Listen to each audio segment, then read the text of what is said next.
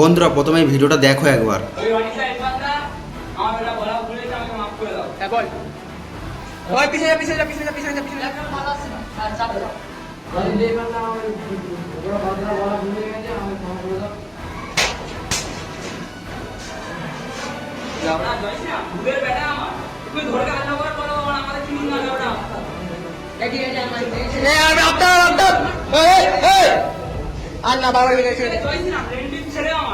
এই ঘটনাটা কোনো বাংলাদেশ বা পাকিস্তান না, এই ঘটনাটা আমাদের পশ্চিম বাংলার বারুইপুর মাদারহাটের একটি স্কুলের একটা হিন্দু ছেলেকে এইভাবে মারা হচ্ছে।